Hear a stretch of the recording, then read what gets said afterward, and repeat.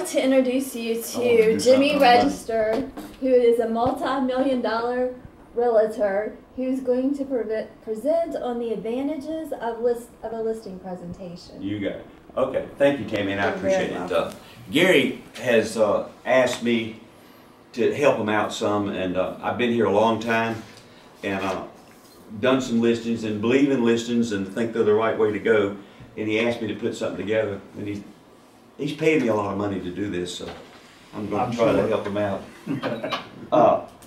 Where we're at now in real estate is the dead season. You guys know that. We got 1, 2, 3, 4, 5, 6, 7, 8 people here, and we got how many on the roll? 25. 25 on the roll. So people are out doing whatever they're doing. They're probably out doing listings. They're probably out doing with buyers. They're probably, and that's what Gary hopes they're doing, but They're probably not. shopping.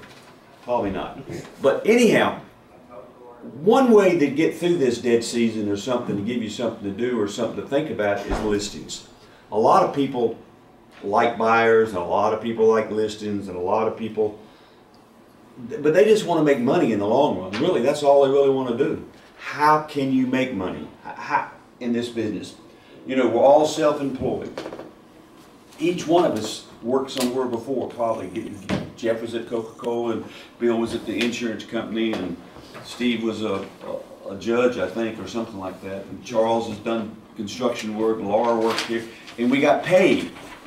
And somebody told us what to do every day. Somebody told us how to do it.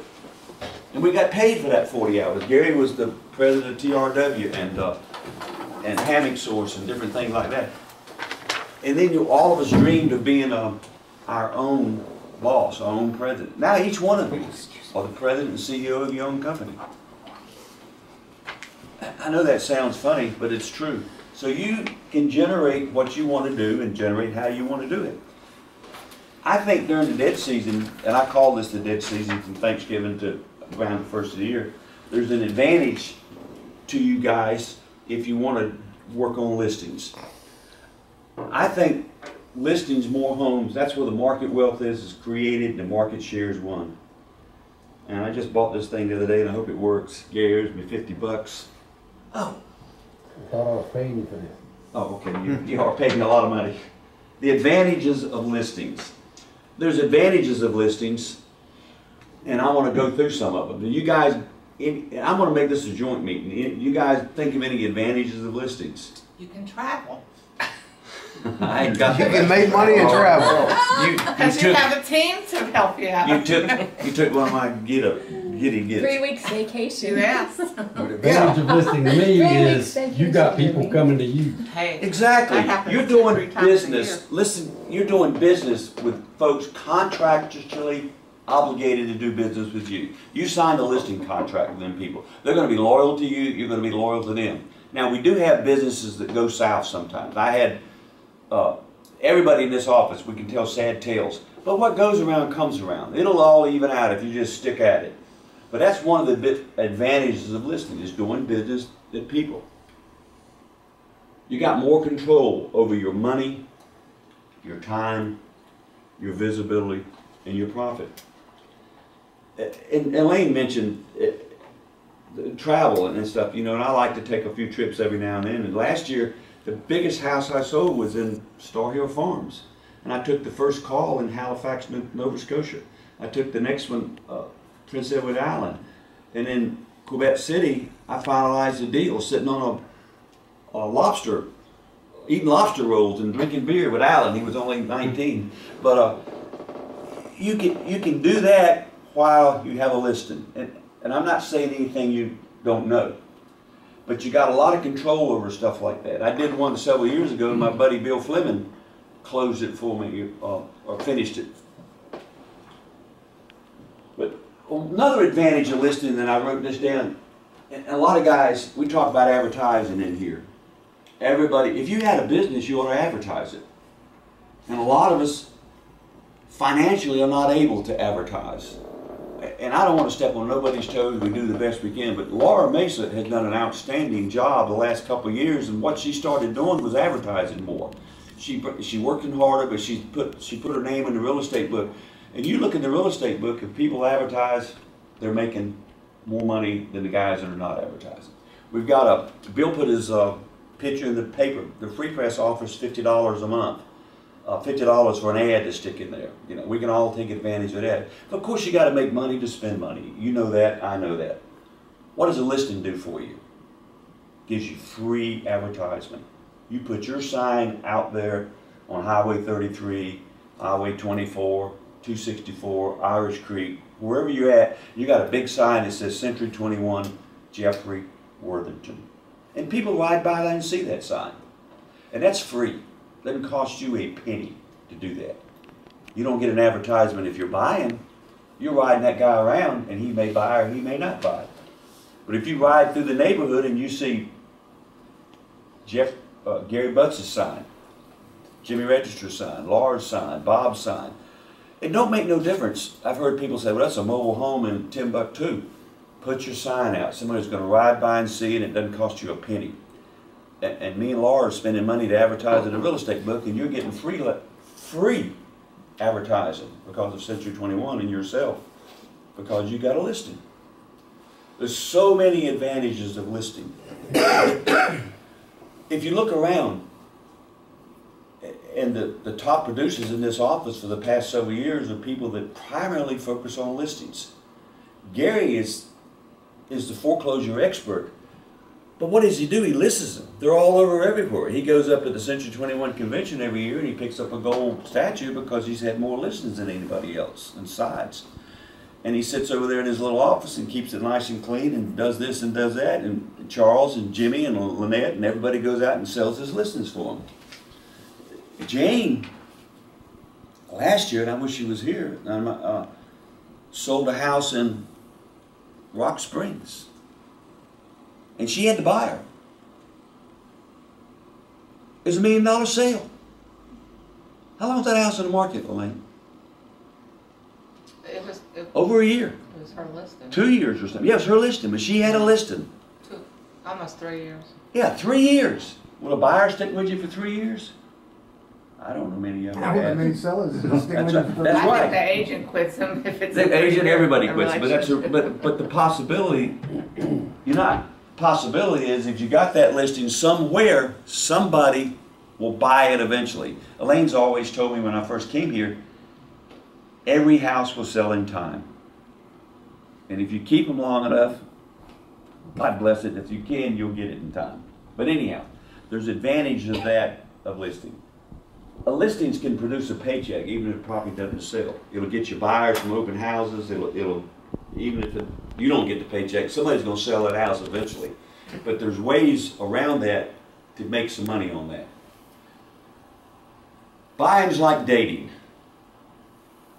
How many times have buyers let you down? Buyers are liars. Buyers are fickle. Buyers can't get approved. Buyers are difficult to get under contract.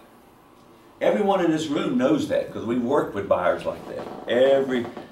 And when I first started, I work with them. I still work with them if I can, but I have a primary choice of working with listings because, and they're aggravating too. But all of them are aggravating. But the house is there, and somebody will end up buying that house eventually if you can keep it long enough. But the buyers are just like dating, right, Pam? You know how that was. You just got through it all. Listing is like being engaged. A lister will sign a contract with you. Get a buyer to sign a buyer agency when you meet him the first day. Anybody do that in here? Do they do it every time? Every time. Every time? Mm-hmm. That's 1, 2, 3, 4, 5, 6. 10% of the people do it. Okay. But the listing agent will sign with you every time. That's 100%. They're usually loyal for the term. They need you like you need them. They need to sell the house. You need to sell the house. They'll work with you. And if their home sells fast, more than likely they'll refer you. I got Michelle helping me now, and we sold one in Irish Creek with Jenny Thickpen's house, Charles, and it was stayed on the market for 2 years before we got it again, and she bought another house, and Jenny Beard bought another house. So usually if you got a seller, a listing, they're going to end up buying. Bob's done that really good this year. He's had a fantastic year working with dual people, buying one and then selling one. So the opportunity's there. They want their home to sell and buy another home most of the time, or get out of Dodge, or And don't forget, you can refer them, and right now Jimmy is tracking to be the top outbound sales agent who closed the most properties simply by referring people. and that's a, you know, it may sell 6 months from now or 2 months from now, but that's a referral check you can stick in your pocket, and everybody can use a few more bucks, can't they, Charles? You know, who knows? So referring, every time you get somebody, try to look at the referral system. Okay, we sit up here and talk a long time about listings. Everybody says, well, hell, if nobody drops them in my lap, how are you going to get them? Well, advertising is one way, putting your sign out there a lot of times, but expireds and for sale by owners are really a good opportunity. 98% of all expireds do something in 48 hours. Because they want to sell their house. That's the reason they put it on the market the first time. They had a problem with their realtor, they had a problem with the marketing. Nobody markets any better than Century 21 does. We have the data to support it. It's the best known name in business. It's like the Gerber baby food thing. You know, years ago, babies are our only business. Well, houses is what Century 21 does, and our image is up there. So we're working for a great company. We just need to take advantage of what we're doing. And all we got to do is, there are on Create 21, Google, there's letters, expired letters. We're sending them out now. Michelle and I are going to work as a team next year, and we developed a letter and we're sending them out that is expired. Now we're going to cherry pick them. We're not going to take a mobile home and tick bike, for example, because the view ain't worth the climb sometimes. But there are people around here that we can do, and we're going to do that.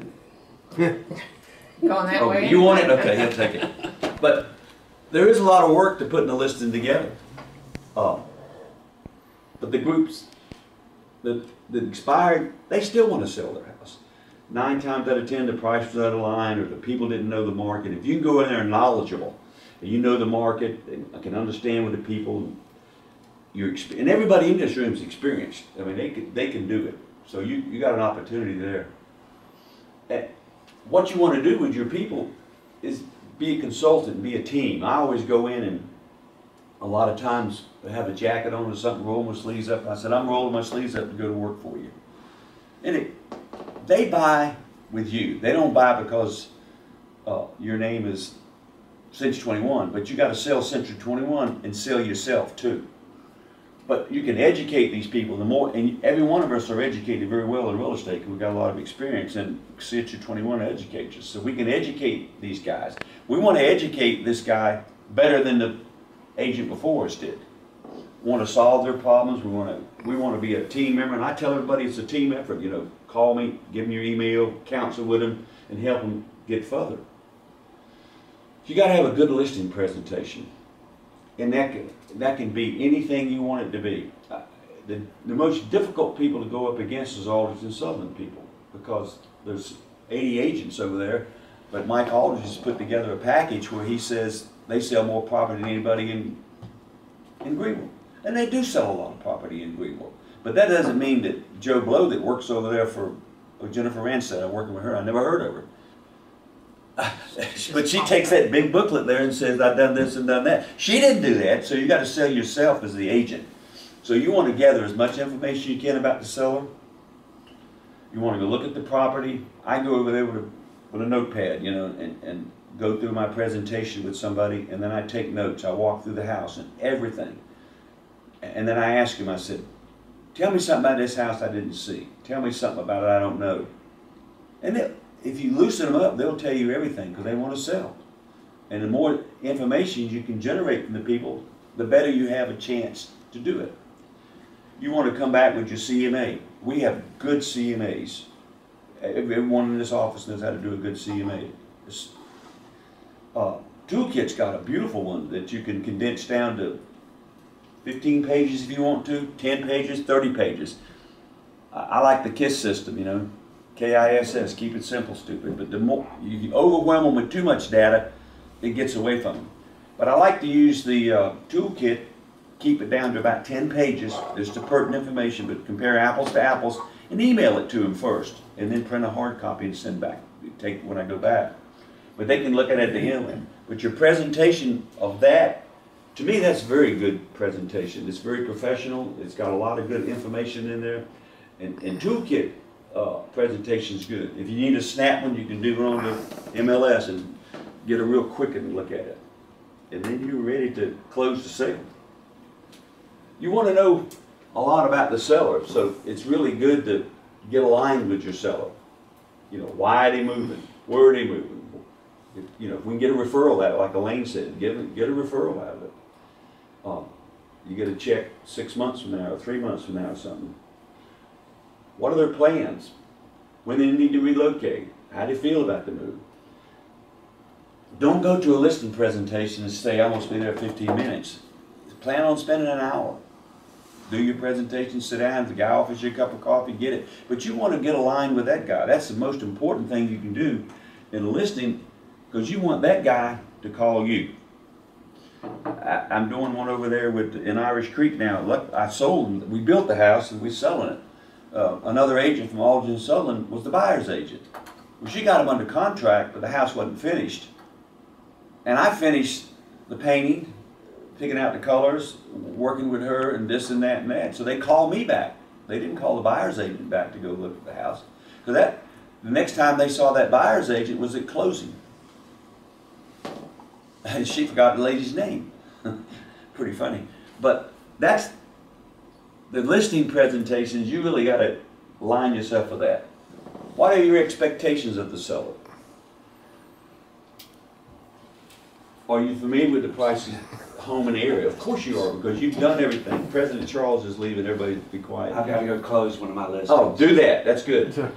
Are you familiar with the prices, home prices? And you guys, everybody I've talked to or asked me questions about that. You guys do a really good job of looking at the market and seeing what the market's about. What are you going to do with the proceeds of the sale? You know, how soon do you think their house will sell? There's data on the MLS that gives you the absorption rates. If you want to pull that data up and look at it, there's data in the MLS that tells you what price ranges sell in how many months. Elaine sends out some information, this Shackelford report, that what's going on about that.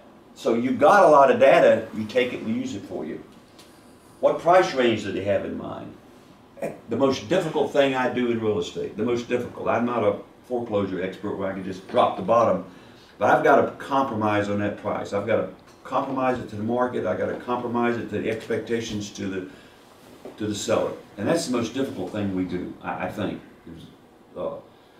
I find that more difficult than anything else, because he's expecting something up here and we're expecting down here, and there's somewhere we got to meet in the middle. And 9 times out of 10, we end up buying the listing or doing what he says, and the house stays on the market, and we get blamed and to get it. So you have to really push hard to get the data to show them what the house is worth. The house in Mary Beth we just did, I got it listed for $329.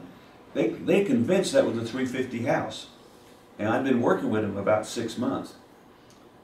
But God had blessed me, because they bought a house in Hilton Head. Now they're ready to sell, so the $329 looks a lot better. Now we hadn't sold it at $329, but we're getting some showings.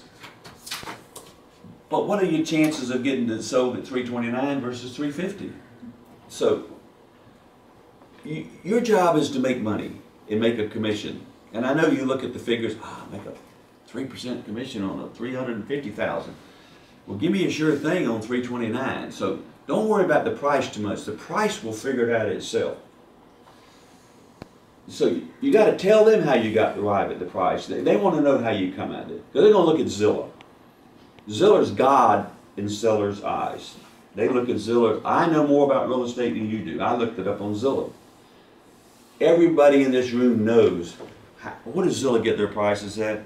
They go through the tax record. They take it off the John Brown tax record. So you pull out your tax sheet, take that and show it by what Zillow did. Take your Zillow record and show it too. Then you show them your CMA that you did, where you compared apples to apples, oranges to oranges, prices to prices, square footage to square footage, school districts to school districts. I have found, and I know you guys probably think so, we can do a better job of CMAs than appraisers do. They're bringing this sold one over there in Irish Creek, and he used a comp from Brittany Ridge. And he came from Morehead City. Morehead City. He don't know our area. Brittany Ridge is not even in the city limits, not even paying taxes, city taxes. How in the world can he say that's a comp? Well, he's an official appraiser. He charges $500 to do his. I do mine for free. He's much better than I am. Come on, get real. So I challenge those appraisals every time I go in there to talk to somebody about listing.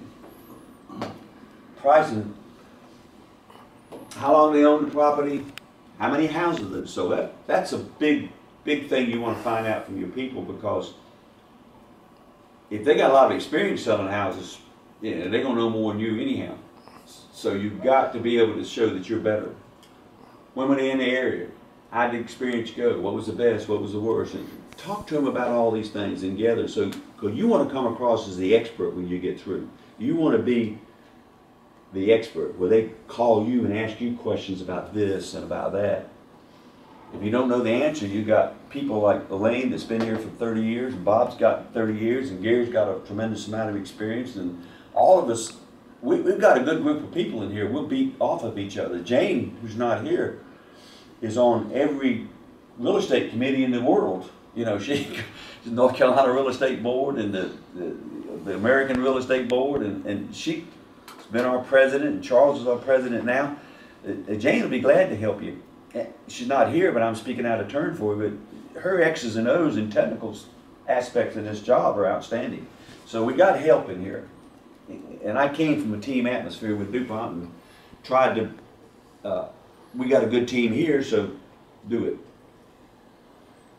Look at the house, tell them what's wrong with it. They think they know, but you can't sell the house unless you fix that wet spot up in the ceiling. Houses,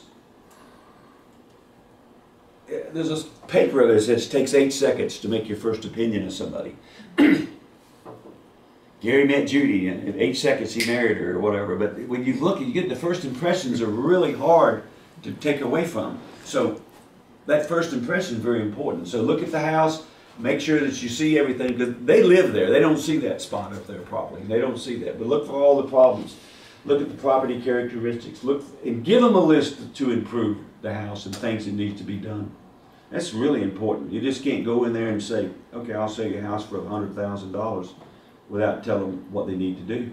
And most people are responsive. They'll take give them a carpenter, give them a painter, give them, you know, we have people, I tell people, we have people that work for us at Century 21, you know, Eric Wainwright and some other guys, electricians, and they do. We give them a lot of business. Jeffrey Little McGlowan guy that Jane uses a lot. We give a lot of business, and we do. So we give them the business, so we have, and they're going to do us right because they want our business. So we can offer these names and stuff. After you present the CMA, when you go back again, discuss the sold, listings, occurrence, the expireds. Involve the seller and determine the range of the value. Net proceeds, we're doing that. A lot of people never did that before. But now SkySlope makes you do it, so some of us has got in there now and doing net proceeds. If you got one upside down, you know, stop it, don't go no more.